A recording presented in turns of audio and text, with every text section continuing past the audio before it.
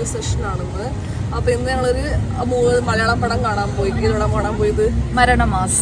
അപ്പൊ ഇന്ന് സിംഗപ്പൂരിൽ ആ മൂവിയുടെ ഫസ്റ്റ് ഷോ ആയിരുന്നു. ലൈക്ക് ഇന്ത്യയിൽ ഇറങ്ങിയിട്ട് കുറെ ദിവസം, പക്ഷെ സിംഗപ്പൂരിലെ ഫസ്റ്റ് ഷോ ആണ്. അത് തന്നെ കാണാൻ പോയി.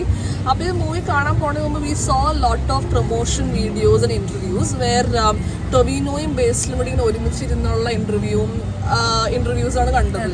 അത് നമുക്ക് എന്ത് മനസ്സിലായി? അതെന്ന് വെച്ചാല് ടൊവിനോവും നമ്മുടെ ബേസിലും തമ്മിലുള്ള പ്രൊമോ ഉള്ളവരെല്ലാരും കണ്ടിട്ടുണ്ടാവും. ഇവര് തമ്മിലുള്ള ഒരു കോംബോ വന്നു കഴിഞ്ഞാൽ വളരെ കോമഡി ആയിട്ട് മാറുന്ന നമ്മുടെ അങ്ങനെയാണ് സാധാരണയല്ലോ. അപ്പൊ ഒരുമിച്ച് അഭിനയിക്കും നമ്മൾ എക്സ്പെക്ട് ചെയ്തത്. അതെ, അപ്പൊ ആ ഒരു എക്സ്പെക്ടേഷൻ വെച്ച മൂവി കാണാൻ പോകുന്നത്. പക്ഷെ ടൊവിനോന്റെ അവര് പറയുന്നുണ്ട് ഒരു ഗസ്റ്റ് റോളിലാണ് ടൊവിനോ വരണേന്ന്. അതൊക്കെ ഓക്കെ, പക്ഷെ ഇത് തമ്മിലുള്ള കോംബോ എന്ന് പറയാൻ അതില്ല. അതൊരു ഗസ്റ്റ് റോളില് ടൊവിനോ ഒരു പെട്ടി കിടത്തണ ഒരു സീനാണ് ഈ ഗസ്റ്റ് റോൾ എന്ന് പറയുന്നത്. അത്രേ ഞങ്ങൾ പറയുന്നുള്ളൂ. കാരണം ഇതൊരു സസ്പെൻസ് ത്രില്ലർ മൂവിയാണ്. അപ്പൊ നായകൻ ഒരു സർവൈവൽ ആയിട്ട് അത് കാണിക്കണം. സർവൈവൽ ഡ്രാമ, അങ്ങനെ സർവൈവൽ അല്ല, ക്ലിയർ സസ്പെൻസ് ത്രില്ലർ. അപ്പൊ അതിനകത്ത് ടൊവിനോ വന്നൊരു ഇൻപുട്ട് ഇടും കഥയിൽ നായകനെ രക്ഷിക്കാമെന്നാ നമ്മൾ വിചാരിക്കുള്ളൂ. അല്ല, ഒരു ഗസ്റ്റ് റോൾ എന്ന് പറയുമ്പോഴേക്കും ഒരു മിനിറ്റത്തെ ഒരു എന്തെങ്കിലും ഉണ്ടാവും. പക്ഷെ ഇതിങ്ങനെ അതത്രേ ഉള്ളൂ, പെട്ടിയില് അത്രേ ഉള്ളൂ. ഞങ്ങള് അഭിനയത്തിനെ പറ്റി പറയുമ്പോൾ നമുക്ക് കഥയെ പറ്റി പറയും, ടൈറ്റിലിനെ പറ്റി പറയും. ടൈറ്റിൽ മരണമാസം എന്ന് പറയുന്നത്, അതിന്റെ വാക്ക് നമുക്കറിയാമോ? ഈ പറഞ്ഞ അത്ര മാസം ഇല്ല അതിനകത്ത്, അത്ര മാസം ഇല്ല അതിനകത്ത്. മാസം ഉദ്ദേശിക്കുന്നത് ഈ ബീജിയം, മാസം എന്നൊക്കെ നമ്മൾ വിചാരിക്കുമ്പോ കട്ടപ്പന വൃത്തിക്കുന്ന ഓഷൻ, താന്തോണി, അതൊക്കെയാണ് മാസം. കൂടുതലും ബീജിയം ഇട്ട് ഒരുപാട് അങ്ങോട്ട് പുഷ് ചെയ്തിരിക്കണേ. ഇപ്പൊ ഒരു ചെറിയൊരു റോളാണ് വരണമെങ്കിൽ പോലും ബീജിയം ഇട്ട് അങ്ങോട്ട് മൂവിനെ ഒരുപാട് ഹൈലൈറ്റ് ചെയ്ത് കാണിച്ചിരിക്കണേ ആ മൂവി. മാസ് ഏറ്റിട്ടില്ല. മാസ് ചില സീനുകളിൽ മാസ് ഒരു നായിക ഫൈറ്റിന് ഇറങ്ങുന്ന സീനൊക്കെ ഉണ്ട്, പക്ഷെ മാസ് ഏറ്റില്ല. കോമഡി എലമെന്റ് വർക്ക് ആയിട്ടുണ്ട്, പക്ഷെ അത് നമ്മളിങ്ങനെ ഒരു പുഞ്ചിരിയിൽ നിർത്തും. നമ്മളിങ്ങനെ പൊട്ടിച്ചിരിക്കണ ഒരു കോമഡി അല്ല. ആൻഡ് ദെൻ ശ്രദ്ധക്ക് ബേസിൽ അഭിനയം ഇഷ്ടപ്പെട്ട ബേസിലെ കഴിഞ്ഞ സിനിമ ഉണ്ടല്ലേ പൊന്മാൻ. കോമഡി വർക്കായി തോന്നുന്നുണ്ട്. കോമഡി ഇഷ്ടപ്പെട്ട ഹ്യൂമർ കുഴപ്പമില്ലായിരുന്നു. ഇതാ കണ്ടേക്കണത്, ഹേ ജയ ജയ ജയ നീ കണ്ടേക്കണത്? ഇല്ല, പൊന്മാൻ ഞാൻ കണ്ടു. പൊന്മാൻ നീ കണ്ടു? What do you think about Basil's acting? 6 out of 10. അതെന്താ വെച്ചാൽ സാധാരണ നമ്മൾ ബേസിൽ മൂവി കാണുമ്പോഴേക്കും ഇത്രയും കൂടി ഒരു കോമഡി അതൊക്കെ വരാറുണ്ട്. പക്ഷെ എനിക്ക് തോന്നുന്നു ഇത് നായകന് ഇതിനകത്ത് റൊമാൻറ്റിക് എന്താണ് റോൾ കൊടുത്തേക്കൊണ്ട് റൊമാൻറ്റിക് സീക്വൻസ് ഭംഗിയായിട്ടുണ്ട്. നായകൻ തമ്മിലുള്ള കുറെ പ്രപ്പോസ് ചെയ്യുന്ന സീൻ അതൊക്കെ ഭംഗിയായിട്ടുണ്ട്. പക്ഷെ ബേസിലിന്റെ മറ്റേ പെർഫോമൻസ് ഇതൊരു ബേസിലെ പുതിയ എലമെന്റ്സ് ഇറക്കും എല്ലാ മൂവിയിലും. ഹേ ജയ ജയ ആണെങ്കിലും പൊന്മാനാണെങ്കിലും എന്തെങ്കിലും സ്പെഷ്യലായിട്ട് അതിൽ ഉണ്ടാവും. പക്ഷെ ഇതിനകത്ത് ഒന്നുമില്ല, ഒന്നുമില്ല.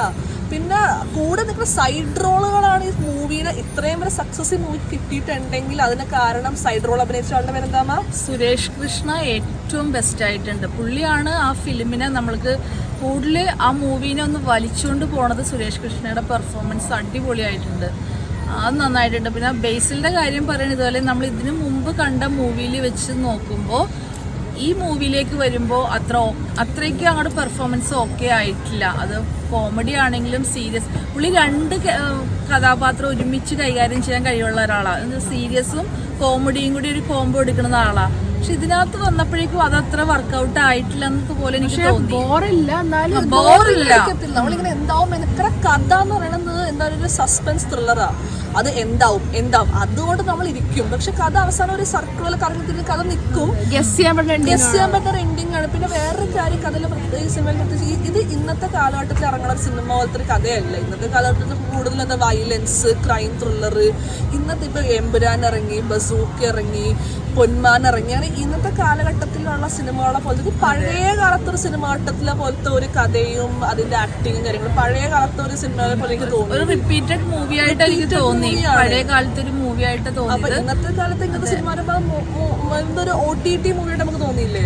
ശരിക്കും പറഞ്ഞാൽ നമുക്ക് തിയേറ്ററിൽ പോയി കാണാവുന്ന അത്ര ഇല്ല. മൂവി അത്ര മോശമെന്നല്ല പറയണം, പക്ഷെ ഒരു ആവറേജ് മൂവി. ഒരുപാടൊന്നും ഒരു കഥയാ അല്ലെങ്കിൽ അങ്ങനെ ഒരു മാസ് മൂവിയൊന്നും അല്ല. ജസ്റ്റ് ഒന്ന് പോയി കാണുക, ഇറങ്ങിപ്പോവുക. എന്നാൽ ഒരുപാട് ചിരിക്കാനൊന്നും ഇല്ല. എനിക്ക് ശരിക്കും പറഞ്ഞാൽ OTT മൂവിയാണ്, തിയേറ്ററിൽ പോയി കാണാവുന്ന അത്ര ഒന്നും ഫീൽ ഇല്ല. ഗുഡ് മൂവി ആയിട്ട് ഒരു ഫീൽ ഗുഡ്, കണ്ടിരിക്കാം, ഇഷ്ടപ്പെടും, പിള്ളേരൊക്കെ പോകുമ്പോൾ ഭയങ്കര ഇഷ്ടപ്പെടും. ഒരു ഫാമിലി എന്റർടൈനർ ആണ്. അതിനകത്ത് നായിക നന്നായിട്ടുണ്ട്. അവരാ ഒരു റോള്, അവരുടെ ചെയ്ത റോള് നന്നായിട്ട് അഭിനയിച്ചിട്ടുണ്ട്. അതിനകത്ത് ഏറ്റവും പറയേണ്ടത് സുരേഷ് കൃഷ്ണ നന്നായിട്ട് അഭിനയിച്ചിട്ടുണ്ട്. എല്ലാ സൈഡ് വില്ലനും കൊള്ളാം.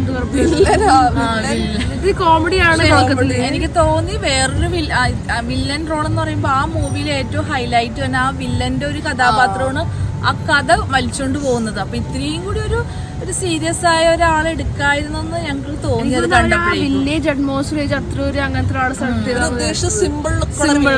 സിമ്പിൾ വില്ലൻ ഇങ്ങനെ എന്താ 6 അടി പൊക്കവും സാധാരണ മനുഷ്യൻ, ഗവൺമെന്റ് ഉദ്യോഗസ്ഥരായ മനുഷ്യനാണ് വില്ലൻ. അപ്പൊ അവർ അങ്ങനത്തെ ഒരാളെ എടുത്തേക്കണം. പക്ഷെ അയാൾ ചെയ്യണ ക്രൈമും അയാളുടെ ആ സൈക്കോ മെന്റാലിറ്റിയും വെച്ചാൽ ടൊവിനോന്റെ ബേസിലിന്റെ സെയിം സെലിബ്രിറ്റി വാല്യൂ, അതായത് അയാളുടെ അത്രയും ഒരു എന്താണ് ഒരു സെലിബ്രിറ്റി സ്റ്റേറ്റസ് ഉള്ള ഒരാളെ കൊണ്ടുവന്ന് കഴിഞ്ഞാൽ അയാൾക്ക് ഈക്വൽ ആയിട്ട് നിന്നേനെ.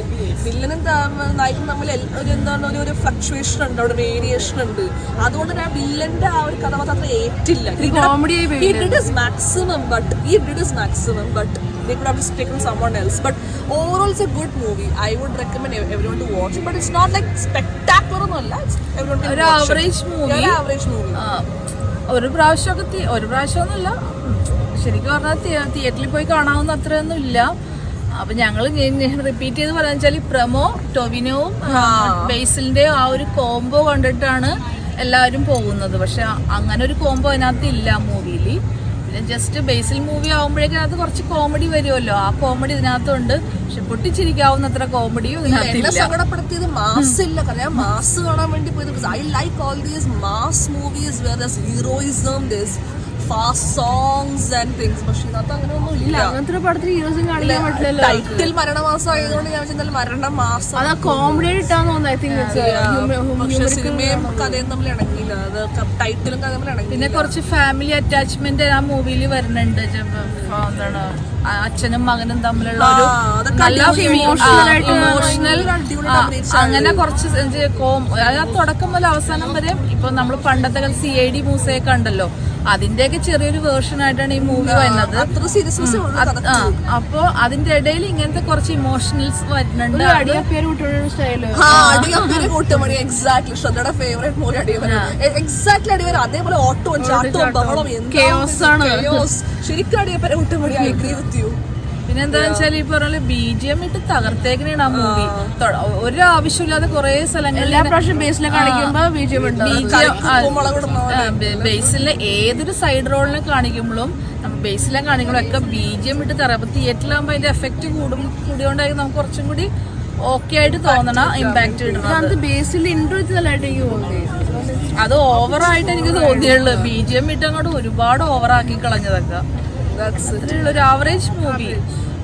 I would say everyone can go and watch it. So it's an entertainer. Like more entertainment ആണ് cinema. Okay. Bye. Bye. Take care.